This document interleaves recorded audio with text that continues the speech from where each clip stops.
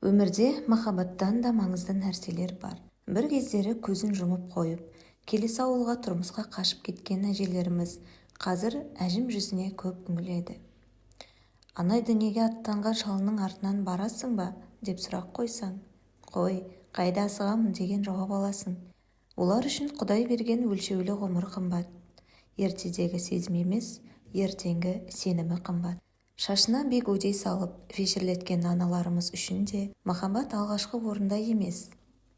Елуді еңсерген көп әйелде эрозия, миома, киста, щитовидка, ревматизм деген диагноздар толып тұр. Денсаулықтың қадірін түсінгендер шыр-пыр жүгіріп жүр, ал кейбірі тіпті ауруын жасырып өліп те кетті. Енді бір қауым әлі де сыр берер емес. Осыдан 10-15 жыл бұрын көрпенің астына тұншығып сөйлесіп, активтің тегін тарифі мен 1000 смс-ін тауысқан қыздар да махаббат деп өліп өшіп тұрған жоқ. Абьюзер, манипулятор байларын енді танып, енді көзі ашылғандай өкініп жүр.